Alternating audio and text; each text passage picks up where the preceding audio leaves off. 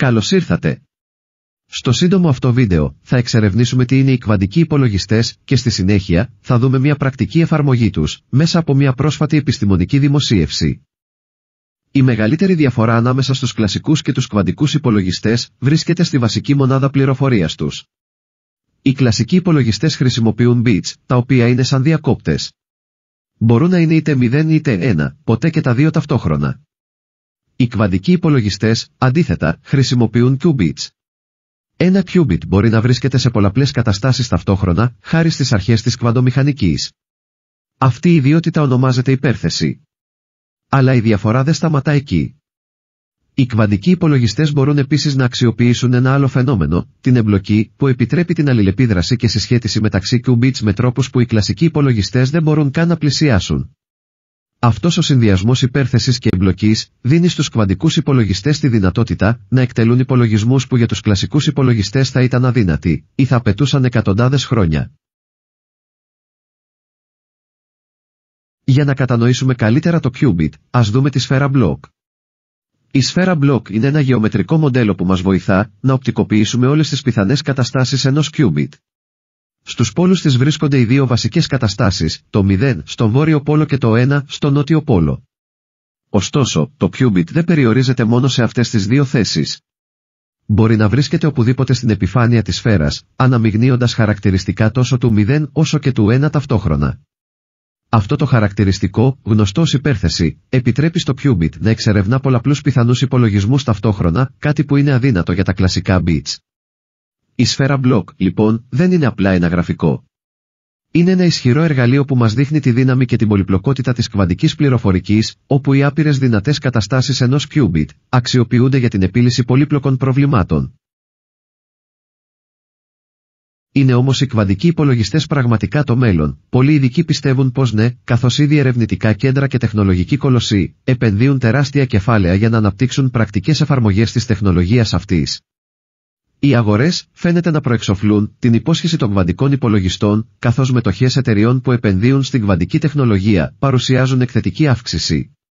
Αυτή η τάση υποδηλώνει ότι οι επενδυτές και τα επενδυτικά funds βλέπουν μακροπρόθεσμη αξία και εντυπωσιακές προοπτικές στον χώρο.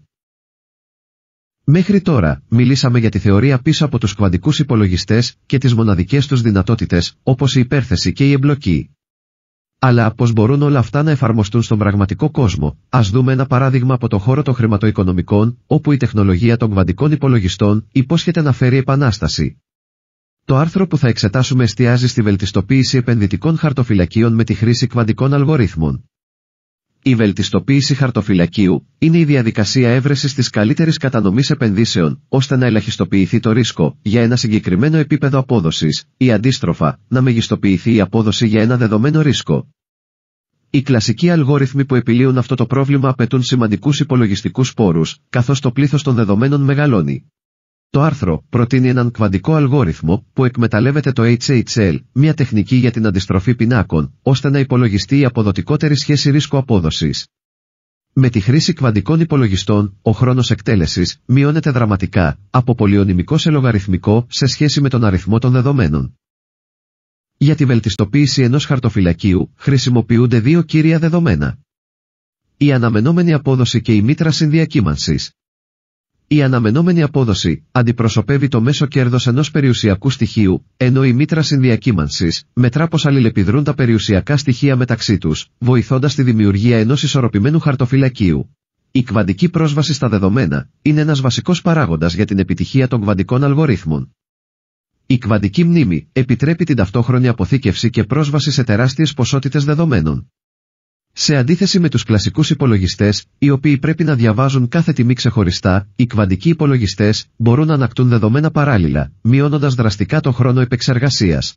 Με την κβαντική κωδικοποίηση, τα δεδομένα αποδόσεων και συνδιακύμανσης μπορούν να μετατραπούν σε κβαντικές καταστάσεις. Αυτό επιτρέπει την ταχύτερη ανάλυση και την εξοικονόμηση πόρων, καθώς οι κβαντικοί υπολογιστές επεξεργάζονται τις τιμές σε λογαριθμικό χρόνο. Αυτή η προσέγγιση είναι εξαιρετικά σημαντική για την ανάλυση χρηματοοικονομικών δεδομένων μεγάλης κλίμακας. Το άρθρο δείχνει ότι η εφαρμογή κβαντικών αλγορίθμων στη χρηματοοικονομική επιστήμη είναι πολλά υποσχόμενη. Οι δυνατότητες για γρηγορότερη και ακριβέστερη ανάλυση δεδομένων είναι τεράστιες, αλλά η τεχνολογία βρίσκεται ακόμα σε αρχικό στάδιο. Με τη συνεχή πρόοδο, οι κβαντικοί υπολογιστές αναμένεται να φέρουν επανάσταση στον τρόπο που λειτουργούν οι αγορές. Οι κβαντικοί υπολογιστές δεν είναι απλά μια θεωρητική έννοια, αλλά μια τεχνολογία που ήδη αρχίζει να αλλάζει τον κόσμο μας. Από την επίλυση πολύπλοκων χρηματοοικονομικών προβλημάτων, όπως η βελτιστοποίηση χαρτοφυλακίου, μέχρι τις επαναστατικές εφαρμογές σε άλλους τομείς, το μέλλον δείχνει γεμάτο προοπτικές. Παρόλο που η τεχνολογία βρίσκεται ακόμα σε πρώιμο στάδιο, η πρόοδος που έχουμε δει είναι εντυπωσιακή. Οι κβαντικοί αλγόριθμοι προσφέρουν λύσεις που δεν μπορούσαμε να φανταστούμε πριν λίγα χρόνια, και το άρθρο που αναλύσαμε σήμερα είναι μία απόδειξη αυτής της δυναμικής. Σας ευχαριστώ που παρακολουθήσατε το βίντεο.